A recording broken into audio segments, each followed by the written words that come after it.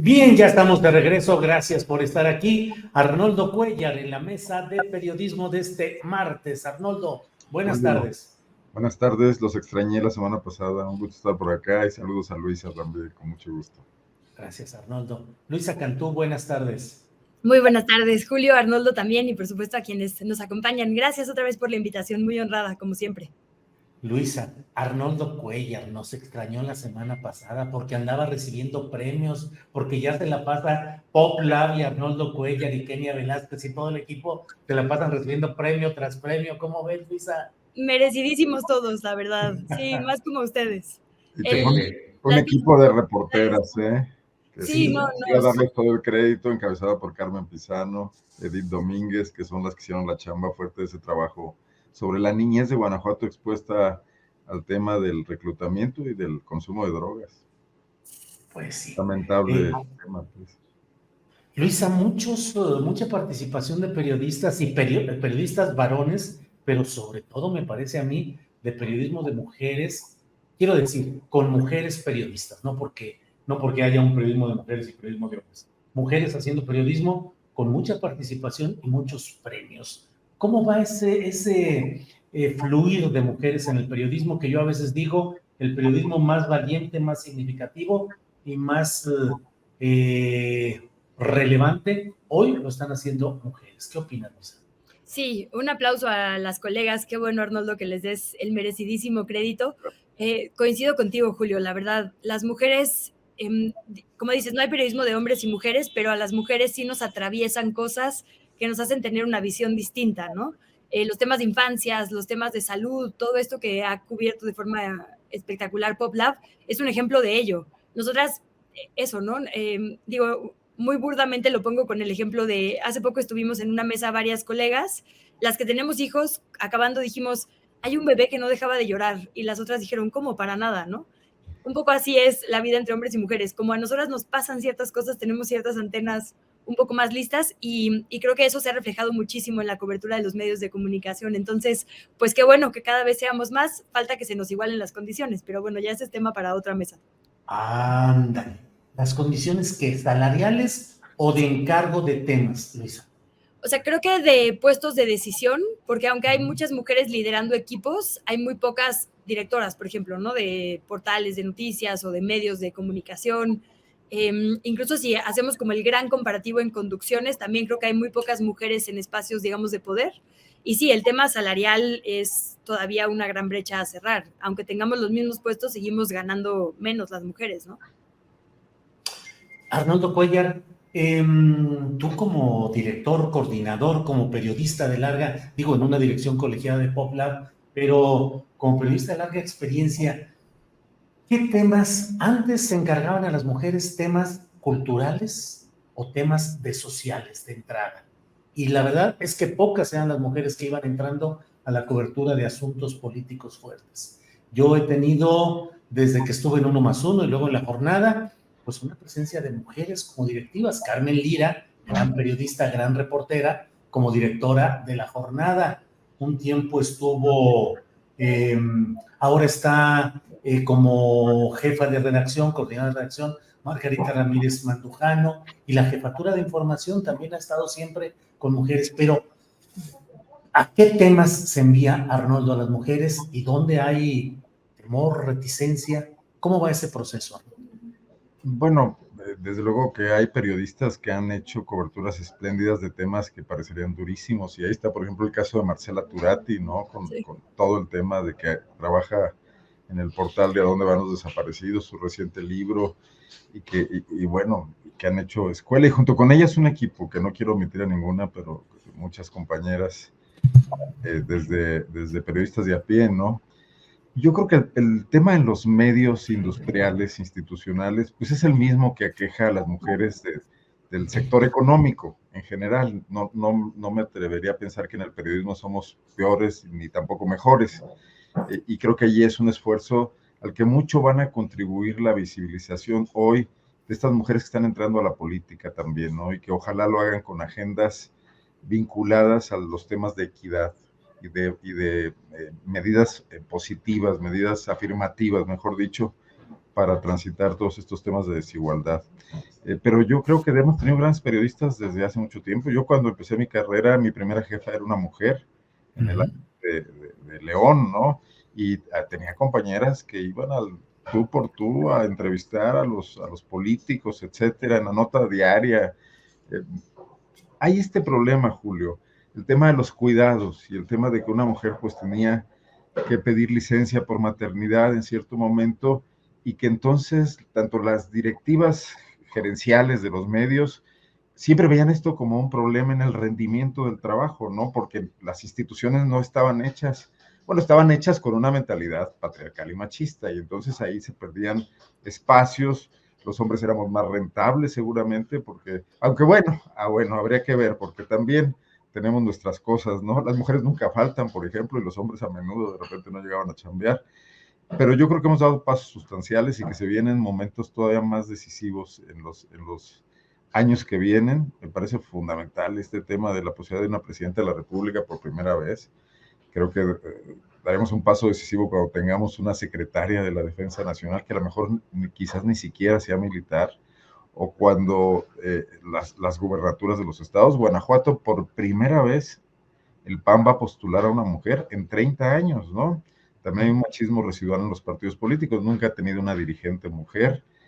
La única mujer que les ganó León en estos 35 años que tienen gobernando León fue una priista, mujer, por cierto, pero creo que es un tema que toda la sociedad mexicana tenemos que batallar mucho. Nosotros mismos, los periodistas de mi generación, Julio, de la tuya, cambiar muchas mentalidades, ¿no? Sí, sí, sí, así es. No dije el nombre de la jefa de información, coordinadora de información de la jornada, Rosa Elvira Vargas, también mujer. Luisa Canturrios, yo por mi edad, ya a veces de veras que pienso, no soy jefe de información, pero si fuera jefe de información, híjole, se me hace que casi diría una mujer mandarla a los temas más riesgosos en cuestión de violencia, de inseguridad. Híjole, se me hace así ya, tal vez sea pensando como viejito o como papá, y digo, no, yo creo que no mandaría a una mujer por más que bla.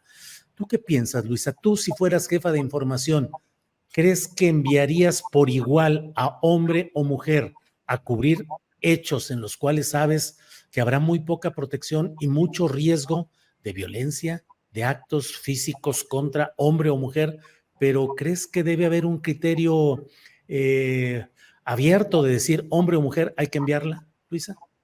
No, no creo que sea de viejito. Me parece generoso y considerado, Julio. Creo que así deberían ser más bien todos los jefes de información. Pues creo que no podemos tratar igual a todas las mujeres que a todos los hombres, ¿no? No, ahí sí creo que no es un tema de género, sino de persona. Si yo fuera jefa de información, quizá lo que haría es más bien preguntar personalmente a la persona, mujer u hombre, si quiere y puede ir a cubrir eso, ¿no? Yo sí creo que en general hay que diferenciar. Si por estadística las mujeres tenemos mayor probabilidad de ser agredidas en la noche, pues a cualquier cobertura de noche violenta o no, así sea un concierto, yo priorizaría, digamos, a un hombre, ¿no? Y eso creo que tiene que ver con cuidarse en equipos, en las redacciones, y no tiene que ver, digamos, con capacidad de reporteo, ¿no? Pero si hay una mujer que quiere cubrir eso y puede, más bien sería responsabilidad de la redacción brindarle las herramientas para que lo haga de forma segura, ¿no? Que no se pierda de una cobertura por el contexto violento o por la peligrosidad de la cobertura, que sea el medio que asuma la responsabilidad de, pues, blindarla, de que le pase algo también. Digo, ya lo emocional es otra cosa, ¿no? A mí en este momento de madre, si me mandaran a cubrir el conflicto de Gaza, yo creo que no lo sobreviviría emocionalmente por lo mucho que en este momento pues atraviesan las historias de infancias, ¿no? Creo que ahí sería cuestión más bien de darle pues un poco así como el criterio y la posibilidad, ¿no? De que las redacciones no sean, como me han contado que eran, a mí afortunadamente no me ha tocado tanto así, tan verticales, sino más horizontales, de diálogo, de equipo, y que la persona más correcta o el mejor momento para cubrir esas cosas lo cubra. Gracias, Luisa. Oye, Arnoldo, toca Luisa un tema que es tradicional en las redacciones y en los medios de comunicación tradicionales, donde suele decirse que el periodismo no es democrático y que hay un mando que es el jefe de información, el subdirector, el director, y que las órdenes de información se cumplen. Y la verdad es que en muchas ocasiones las órdenes de información se cumplen con actitud casi marcial, o sea, el reportero sabe que tiene que estar a la hora que le dijeron, donde le dijeron, para cubrir una rueda de prensa, un hecho conflictivo, es decir, lo que suceda, y hacer las preguntas que le ordenan. ¿Qué tanto ha cambiado eso? Dice Luisa que fuera más horizontal, pero me parece que a pesar de todo, en los medios sigue habiendo una conducción muy vertical. ¿Qué opinas, Arnoldo? No me acuerdo si lo leí o lo inventé o se lo escuché a alguien, pero alguna vez me vino este pensamiento, me lo comentaron y lo estoy recordando ahora, que quedan dos reductos del autoritarismo fundamental. O sea, y uno es la dirección de orquesta, sobre el cual incluso hay muchas películas, y el otro tema es la dirección de un medio de comunicación, sobre todo en la mentalidad tradicional. Creo que los nuevos espacios que se están abriendo ahora, el tema digital, el tema pues, de los jóvenes llegando a las redacciones, de las mujeres, algo ha contribuido a la democratización de los espacios alternativos. Pero yo creo que la gran industria, y no solo es el tema del director, es el tema también del dueño, ¿no? Al cual responde el director, y el tema de los intereses, definitivamente, y no hay lugar para las disidencias. Yo no veo que un reportero de Reforma o del Excelsior pueda llegar y decir, creo que López Obrador hizo bien esto, ¿no? Porque en ese momento quién sabe qué pase, ¿no? El otro día veía una entrevista que le hizo, un segmento de una entrevista que le hizo Adela Micha a Ricardo Salinas Pliego, y le decía, ¿tú das línea en tus medios, hay línea? Y él le dice, sí, claro que hay línea. ¿Tú la das? Sí, yo la doy, porque hay cierto conjunto de valores o de proclamas que hace mi medio, y en ese sentido tienen que respetarlas y tienen que cumplirlas. Y dijo, si no, calle. Y Adela Micha se queda así y dice, si no, calle. Pues sí. Luisa Cantú, ¿qué tanto hay siempre ese riesgo de acabar en la calle quien no cumple con la línea editorial que le impone el dueño, el gerente, el mandamás de un medio de comunicación, Luisa? Perdona más ahí porque Arnoldo levantó la manita, querías... Ah, perdón. Solo una cuestión, o sea, pero Salinas Pliego, que puede poner ciertas reglas, también las puede cambiar inadvertidamente. Pues sí. Y echar a la calle a alguien que está cumpliendo sus propias reglas porque ese ya no le conviene seguirlas, ¿no? Ese es el tema también. Sí. Perdón, Luisa, adelante. No, yo trabajé ahí, pues, o sea, confirmo eso, ¿no? Ni siquiera es algo que se oculte o que se intente disimular. Y también este tema como de no es un medio, es una empresa, ¿no? Y la empresa tiene que ser rentable y tiene que ser rentable para el conjunto de empresas. Si no te gusta, posee tu propio medio de comunicación, ¿no? Porque ahí hay mucho esto. Entonces, digo, por lo menos yo le doy a Ricardo Salinas que es abierto al respecto, ¿no? Me parece menos grave cuando es transparente que cuando se intenta disfrazar de buen periodismo. Y creo que das en el clavo, Julio, que es pues lo que siempre denunciamos en estos espacios, que es que los medios de comunicación no están en manos de periodistas, sino en manos de empresarios en este país. Y el tema con los grandes medios o los medios por lo menos de mayor alcance y distribución en su mayoría, pues son de conglomerados empresariales, ¿no? O sea, son de empresas que en realidad el medio de comunicación es solo una herramienta política, ¿no? O un brazo, digamos, para sus otros fines. El caso de Azteca es clarísimo, ¿no? El tema de bancos, el tema de minas, el tema de 1 millón de negocios que te puedas imaginar, y la televisión es únicamente un brazo más, no es un espacio para hacer periodismo, sino una guía para sus fines. Por eso lo dice con tanta transparencia. Y creo que eso es parte del problema en México. No hay como, pues no sé, una COFESE, ni siquiera sé a quién le tocaría, como un ente que regule esto, ¿no? Que no haya la posibilidad de que los medios de comunicación se usen para fines personales.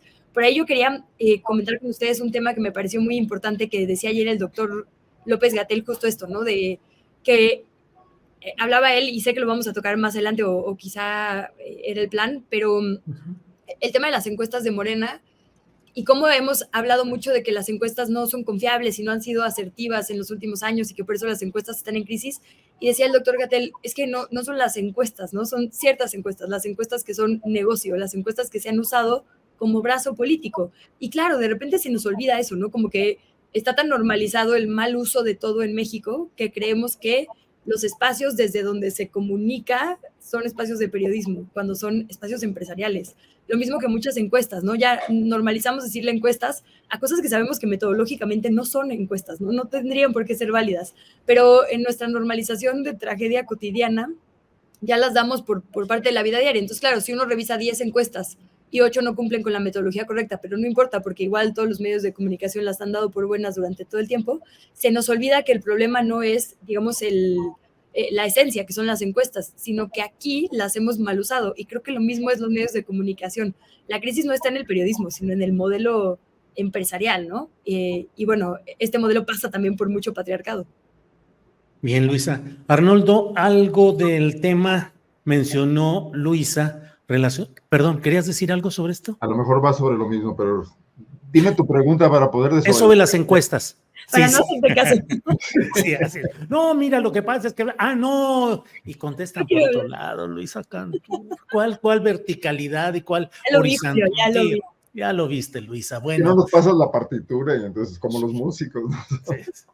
No, bueno, eso de las encuestas. Verticalidad, eso sí. ¿Perdón? Que aquí nadie va a acusar verticalidad, eso sí. Ah, sí. Oye, Arnoldo, voy a hablar sobre las encuestas. ¿Querías decir sobre otro tema de esto mismo? No, está bien. Te decía que Luisa había mencionado lo de las encuestas y eso me lleva a que ayer, en una conferencia de prensa que dio Hugo López-Gatell, me parece que tocó un tema que no ha tenido la suficiente resonancia o análisis. Él dice que para resolver las candidaturas de Morena a 9 estados, incluyendo la Ciudad de México, ya no sirven las encuestas que se hubieran hecho o que se estuvieran haciendo y que tienen que hacerse unas nuevas, dice él, por cuestión metodológica. Dice, las anteriores encuestas reflejaban la fotografía de otro momento. Entonces debe hacerse a partir, creo que del día 5, para que haya 4 días, creo, en fin, para que realmente pueda reflejar ese momento. Y me quedé pensando, bueno, pues eso implicaría remover todo el proceso político y demoscópico que se ha dado hasta ahora.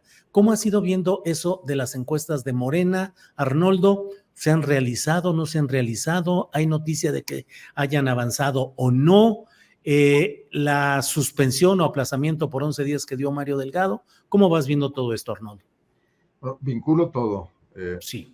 Creo que tanto en el tema del periodismo y las empresas como en el tema de los encuestadores, lo que nos hace falta es esta situación intermedia de una cierta colegiación profesional, ¿no? De un juego entre pares donde se regule este tipo de cuestiones profesionales con una mayor participación de gremios empoderados que puedan hacer frente o a empresarios periodísticos que quieren pasarse por el arco del triunfo, reglas establecidas o conductas éticas, etcétera, o en el caso de los encuestadores que convivan los que venden los resultados con los que son o con los que los venden más caros quizás y entonces no son tan comprables a la primera, con quienes se dedican abiertamente a ir a extorsionar a los presidentes municipales y a los gobernadores de todo el país para hacer sondeos mensuales donde los califican y los suben y los bajan en base a lo que les facturan, ¿no?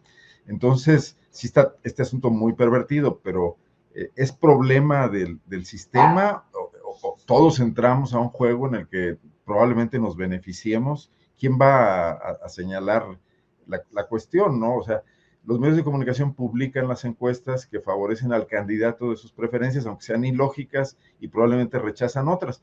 Pero hemos llegado al extremo donde hay medios de comunicación que contratan a un encuestador, de alguna manera se complotan, conspiran, venden la encuesta al político, al municipio, al candidato.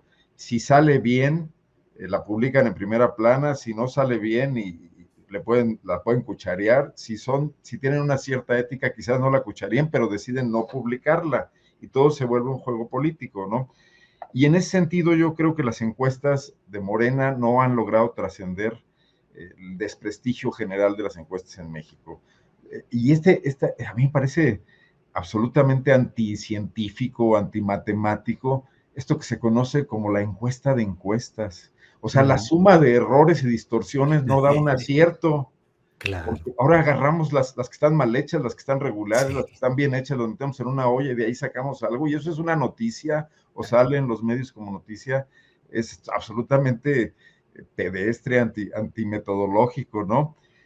bueno, Morena ha caído en este juego porque sus encuestas están muy en duda, porque creo que quizás el momento de cuestionamiento más alto es el de la candidatura presidencial. Yo me imagino que es ese también el ejercicio quizás más transparente que se ha hecho y que dejó a Marcelo Ebrard sin la posibilidad de objetar. Más bien Marcelo recurrió a la mala fama de las encuestas de Morena en otros casos, pero a lo mejor ahí sí le metieron dinero y le metieron cuidado y tuvieron estas encuestas de espejo, etcétera, pero no veo que eso se pueda repetir por el costo. Me parecería que no se va a repetir en los 9 casos de los estados. Sí. Y ya están metidos en el jaloneo. O sea, si se hicieron las encuestas, López-Gatell tiene razón, absolutamente, ¿no? Claro, Porque claro. se puede mover tan fácil el asunto. Ese consejo, ¿a quién le responde? ¿Cómo se toman esas decisiones en esa burocracia, no? Evidentemente, pues es la candidata, precandidato o jefa de los comités de defensa que está teniendo serios problemas para cuadrar la formación o el casting con el que quiere aparecer en los 9 estados. Sí. Y entonces hay que meterle mano a eso, pero entonces estamos regresando a la política que siempre hemos conocido en este país, ¿no? Bien, Arnoldo Cuéllar, gracias. Le damos la bienvenida a Arturo Rodríguez, que ya está por aquí. Arturo, buenas tardes. Buenas tardes, qué gusto saludarles, como siempre, un privilegio y una disculpa por el retraso. Me justifico, tengo justificación relativa. Tuve una cita médica que se programó a las 10, pero pues bueno, los servicios de salud, ustedes saben que no son Ahora, grilla contra Zoe Robledo, Manuel. Sí, pero es complicado lo de los horarios médicos en general. ¿Sabes que el tema con el Seguro Social es que no solo es este sexenio? O sea, sería muy injusto decir que en este sexenio el IMSS no sirve. En general ha sido muy difícil tratar con el IMSS en los últimos 30 años, ¿no? Y no ha habido capacidad del Estado para renovarlo, y yo creo que no va a haber, por pues un tema que se relaciona con pues todo el sistema de seguridad social y la falta de dinero. Pero bueno, sería un tema muy largo de contar, pero bueno, la disculpa es por ese retraso.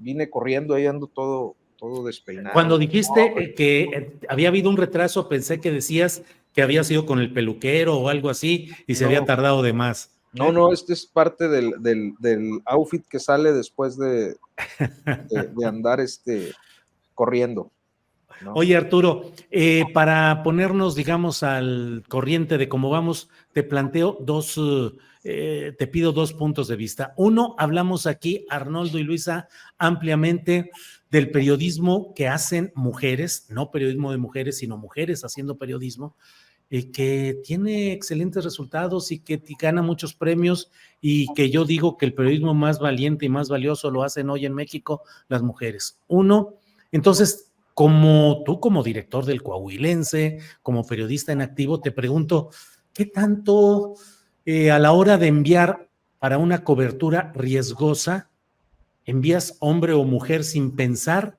o si mantienes un criterio de cuidado y protección en caso de que sea mujer, por horario nocturno, por riesgo de violencia, etcétera?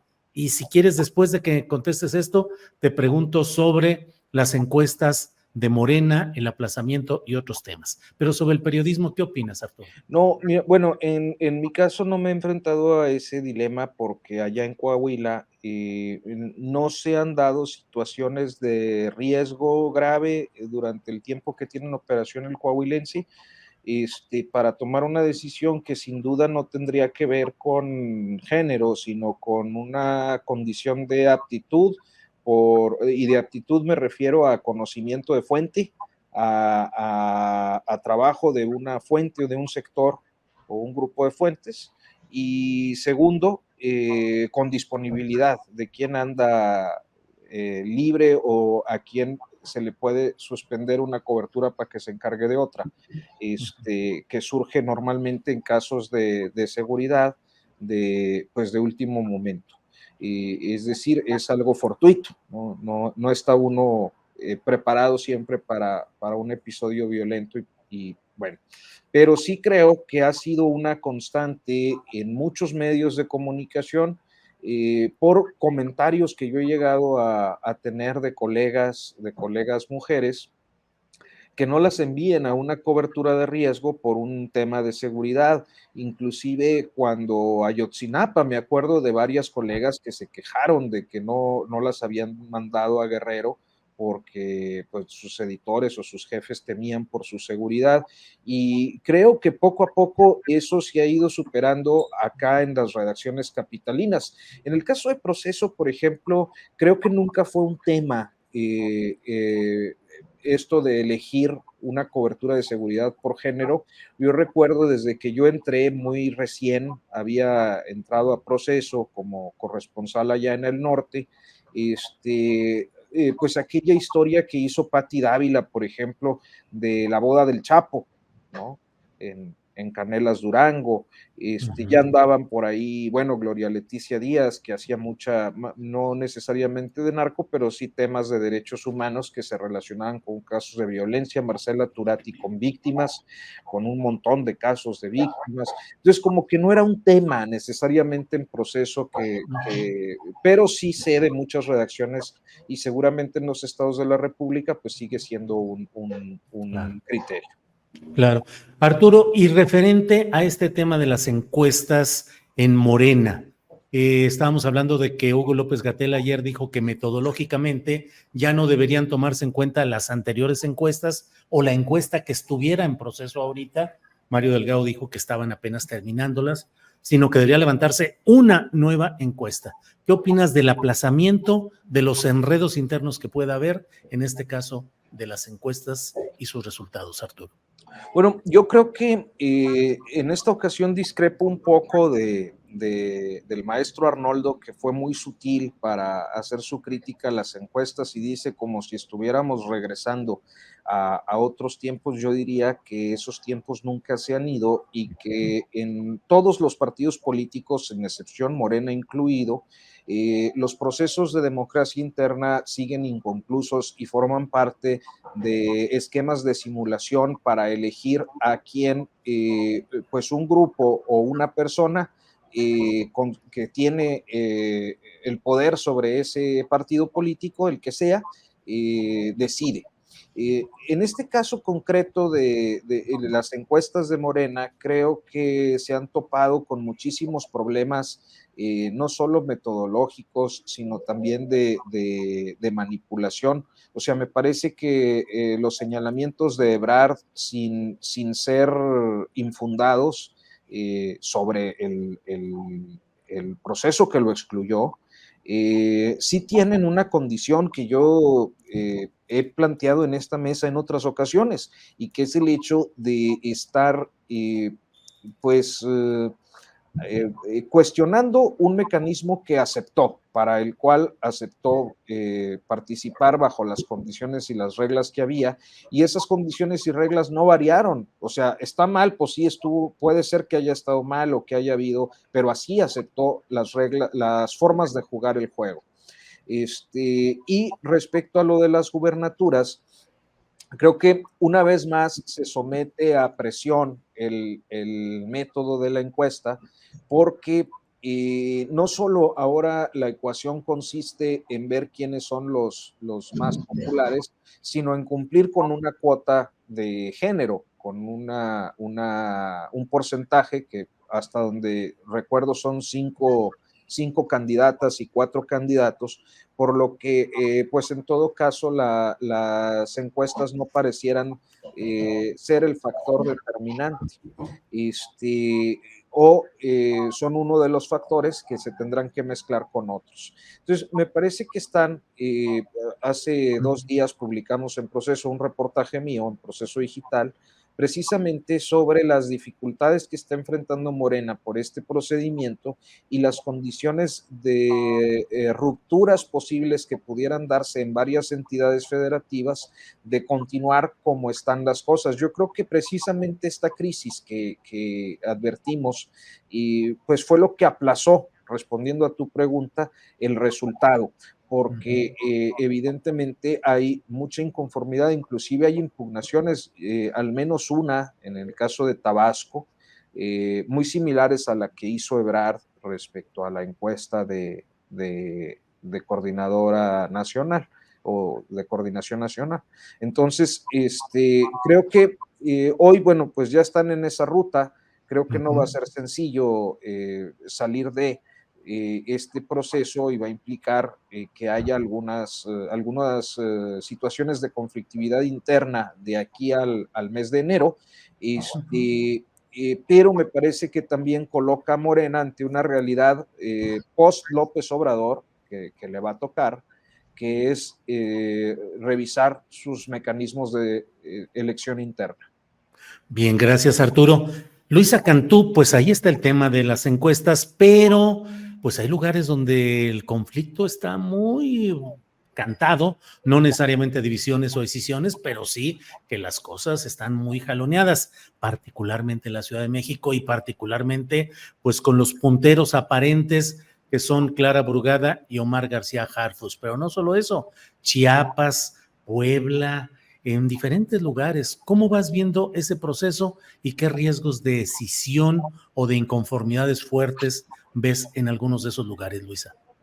Sí, bueno, primero yo ahí creo que el Hugo López-Gatell tiene toda la razón, porque, digamos, aunque efectivamente hubo un pacto previo al inicio de este proceso entre todas las y los aspirantes, las condiciones sí les cambiaron. Este caso no fue como el que bien decía Arturo hace unos segunditos, el federal, que digamos las reglas estuvieron de inicio y se siguieron. Acá primero, rarísimo, ¿no? Se dijo, van a hacer, entonces se va a respetar la paridad en este proceso, digamos, de previo al levantamiento de encuestas. Y por poner el caso muy emblemático de la capital, empezaron siendo 2 mujeres y 2 hombres, y a la mitad del camino, después de que el Consejo recomendó a estos 4 perfiles,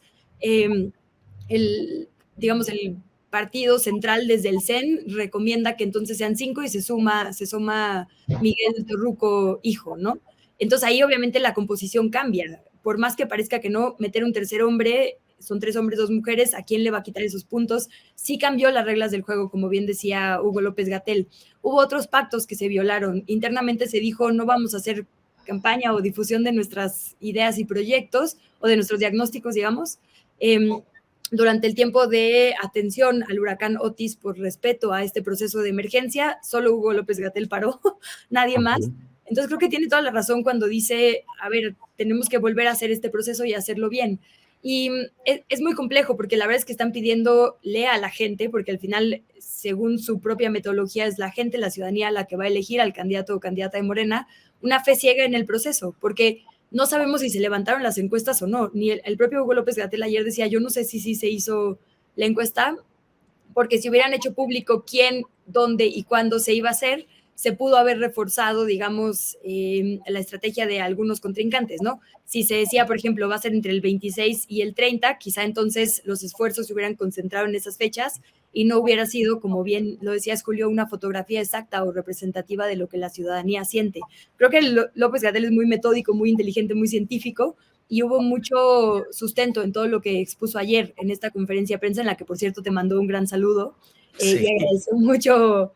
Sí, yo estuve por allá y justo dijo que tú eres uno de los espacios, digamos, que sin obviar la crítica, o sea, que crítico, no criticón, pues, y que él apreciaba mucho las conversaciones que ha tenido contigo en ese sentido también, ¿no? Entonces creo que, digamos, por un lado tiene razón en que tendría que repetirse, y también creo que es verdad que entre más tiempo pase es decir, este alargamiento le puede favorecer a figuras justo como López-Gatell, ¿no? Porque ya hemos visto, digamos, suficiente de sustancia o falta de ella del resto de los candidatos. Ha sido muy sintomático ver estudios como el de reputación mediática del ARMA, mientras que había tenido, digamos, un balance de positivos y negativos Clara Brugada. De 2 semanas para acá, Clara Brugada tiene pura cobertura negativa y Omar García Harfuch pura positiva, ¿no? Hubo una coincidencia, por lo menos en los grandes medios de comunicación, de dejar atrás el asunto de Ayotzinapa, toda la cobertura del 2 de octubre, y a partir de estas semanas hay pura cobertura positiva, que si el club de fans, que si las señales de Batman, que si Jesús Tesma dice que el verde no va a ir con Morena, sino es con Harfuch. Es muy clara la estrategia, pues, y creo que López-Gatell tiene razón en señalarla. También tuvo razón en lo que dijo ayer, que es que mucho se ha dicho de el Morena post López Obrador, ¿no? Y si efectivamente Claudia va a tener la solidez.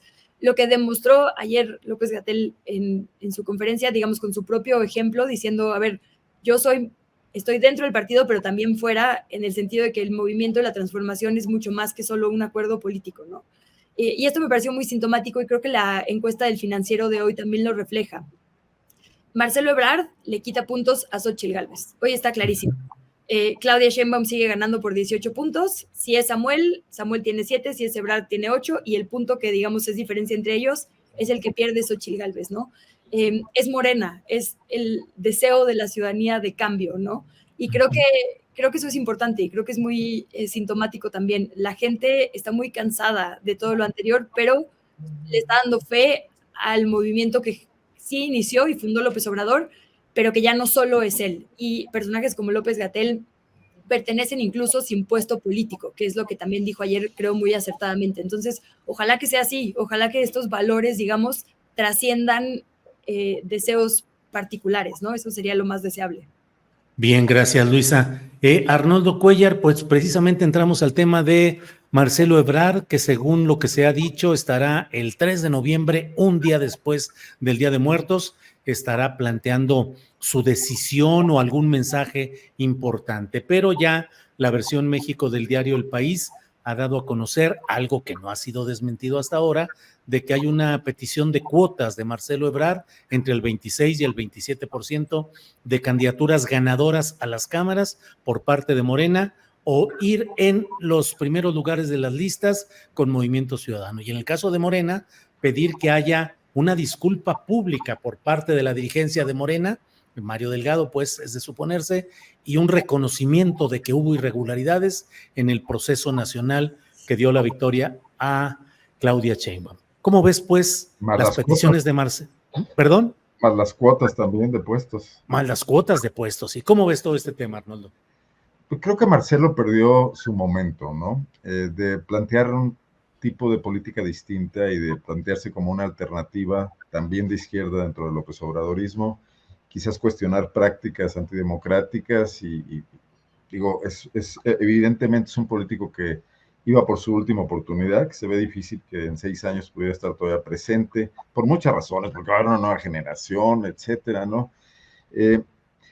Y este largo impas, este irse de vacaciones, este ir prolongando las cosas, un suspenso pues muy mal armado, porque ni siquiera a nadie nos tiene inquietos, ¿no? Y menos con las noticias contundentes que ocurren todos los días y nos despertamos viendo el esfuerzo para lavarle la cara al general Cienfuegos y luego pega el ciclón, etcétera.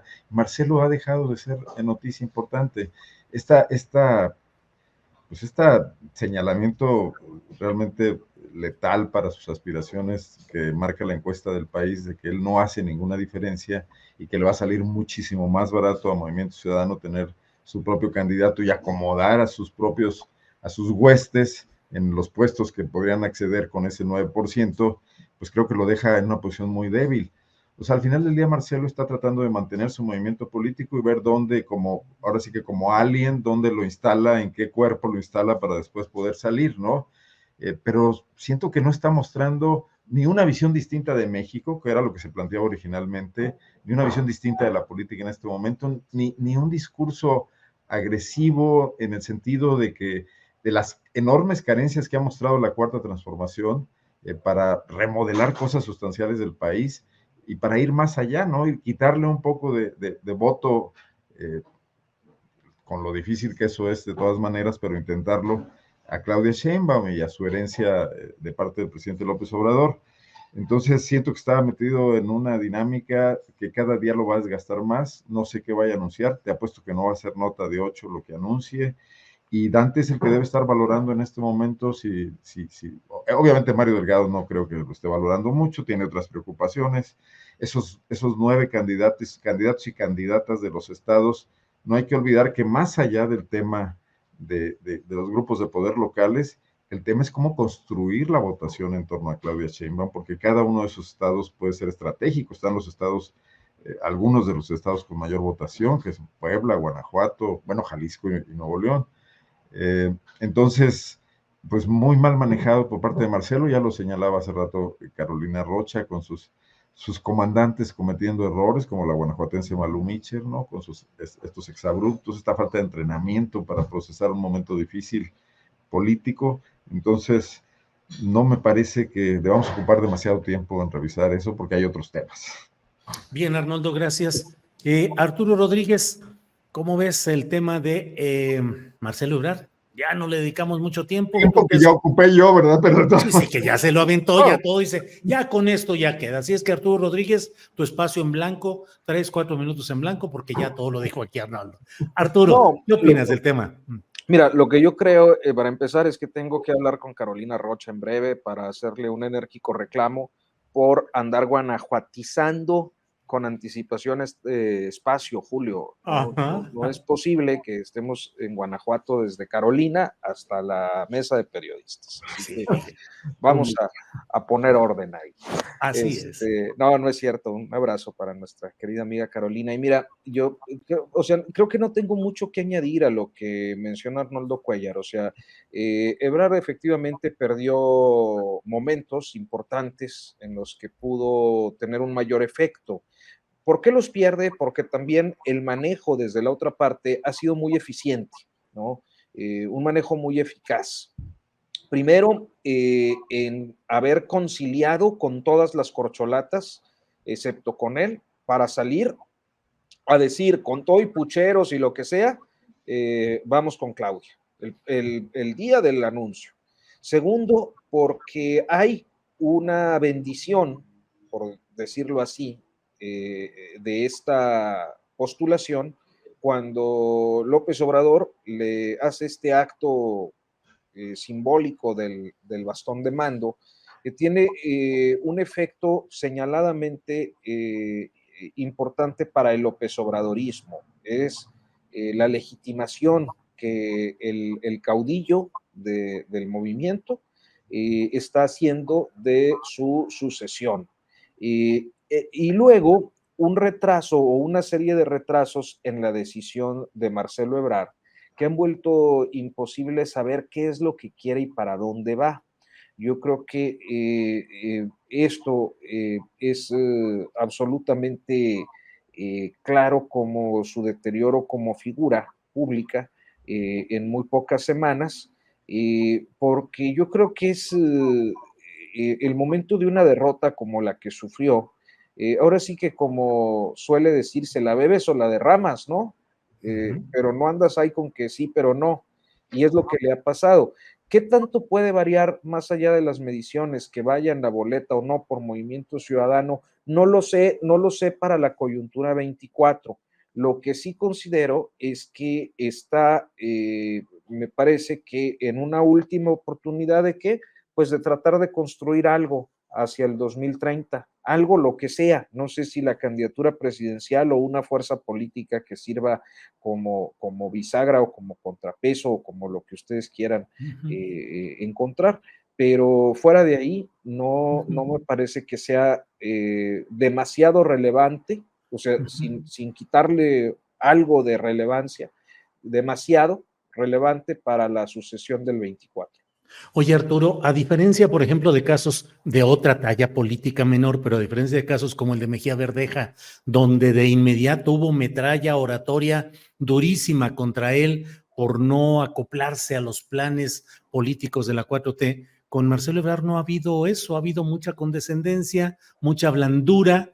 Te pregunto, ¿crees que sea porque consideran que pegarle no es necesario porque no va a crecer mucho o porque acaso un poco el juego político puede ser dejarlo caminar en la posibilidad de Movimiento Ciudadano para tener dos candidaturas a fin de cuentas con marca 4T? ¿Qué opinas, Arturo? No, pues sí, o sea, vamos, no tengo elementos para poder afirmar una cosa u otra, pero yo creo que a estas alturas sí es importante observar en el análisis, como lo haces, que concretamente López Obrador suele tener un cálculo político muy eficaz para sus fines y que esta forma de hacer política pues nos lleva a que en efecto un cálculo político pudiera dejar una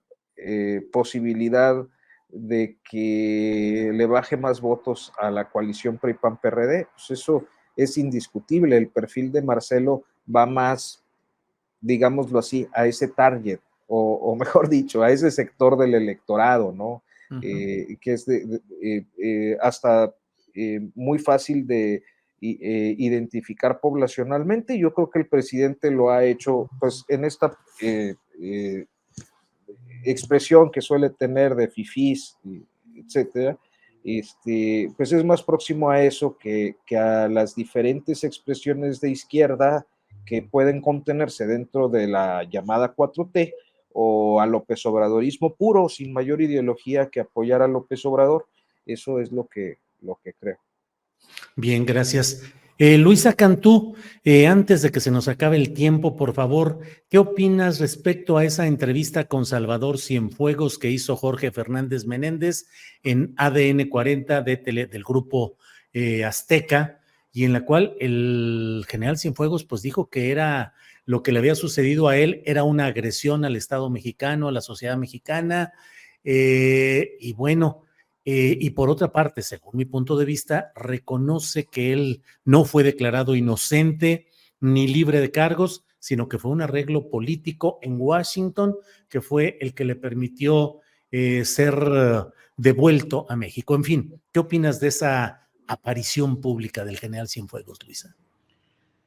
Bueno, Jorge Fernández Meléndez es alguien que tiene una fuente en seguridad con una trayectoria muy específica. La otra entrevista muy relevante que le conocimos hace poco fue justo con los militares acusados del caso de Ayotzinapa, como bien recordarán ustedes, ¿no? Esta versión de quienes sí fueron detenidos.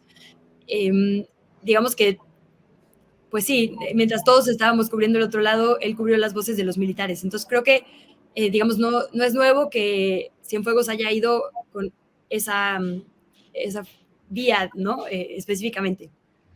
Tampoco es nuevo que sean las televisoras quienes tratan de crear una narrativa en torno al ejército.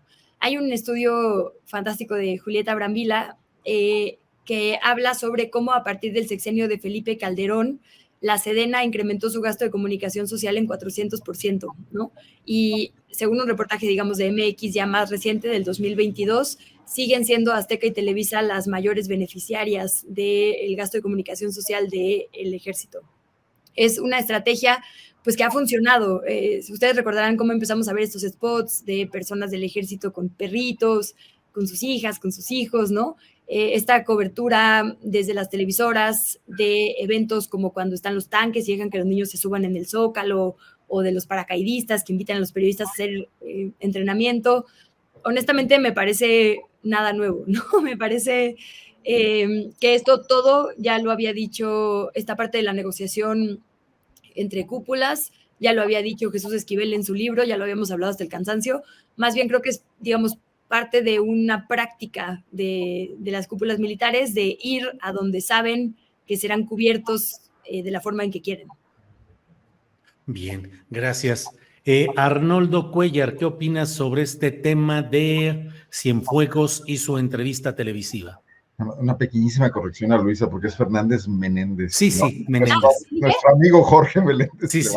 Jorge Fernández Menéndez. Sí, perdóname. Sí. Es verdad, y además ahí vi que está Alex en el chat, por cierto. Sí, sí. Un abrazo, perdón, me cuatrapeó ahí. Pues, yo empecé a verla con una flojera terrible y luego me empezó a enternecer el general, de verdad, haciéndose pasar por víctima, y Jorge dando explicaciones de lo mal que lo habían tratado, cuando me parece que el general tuvo un trato VIP comparado con el que le dan a cualquier joven que el ejército mexicano detenga en algún retén o confunda, etcétera, o presos políticos, o en Guerrero, campesinos, etcétera. Entonces, no me parece que ese lavado de cara vaya a lograr su cometido, pero sí me preocupa el tema que menciona Luisa, o sea, la preeminencia del ejército.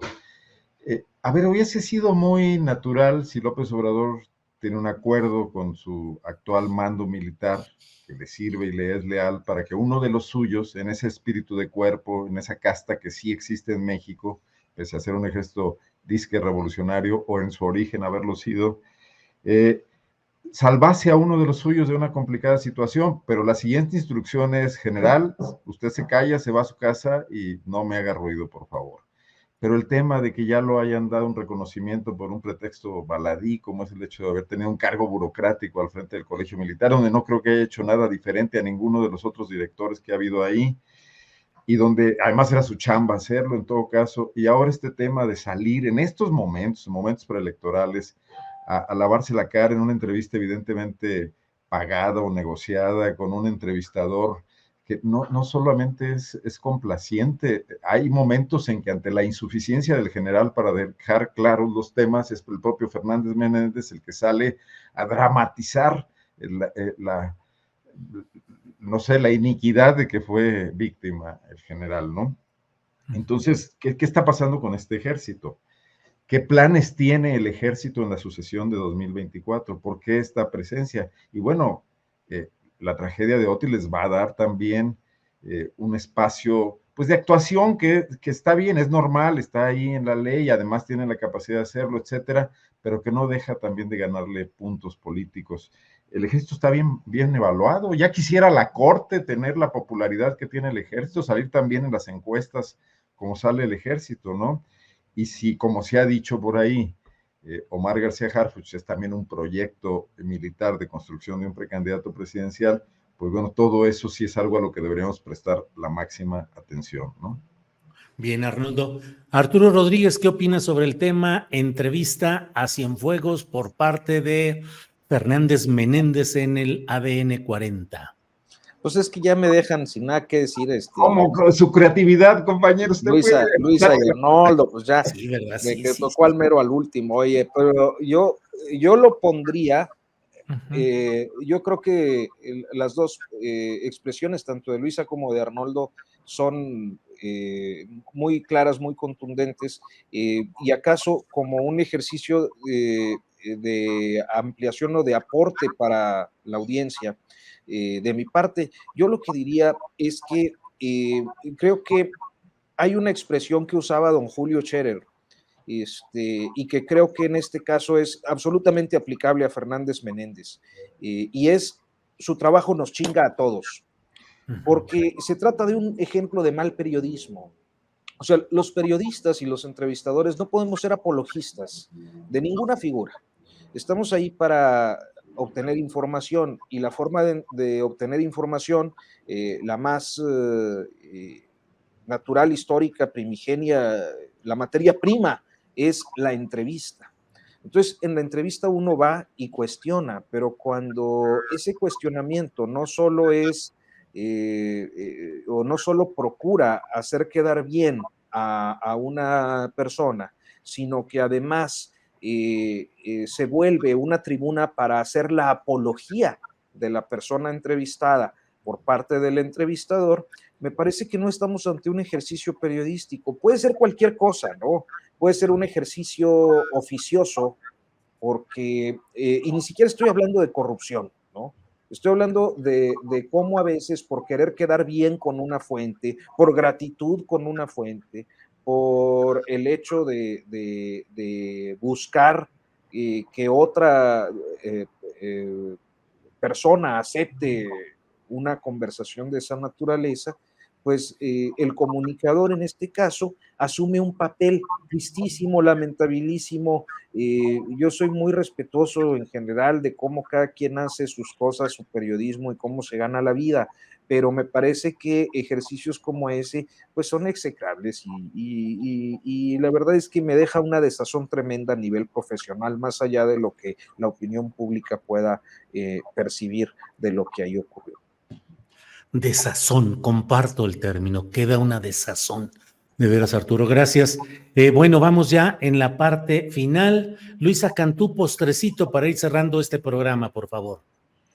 Pues yo regresaría al tema de género, de las encuestas, bueno, al tema de género, perdón, en las candidaturas rumbo a 2024.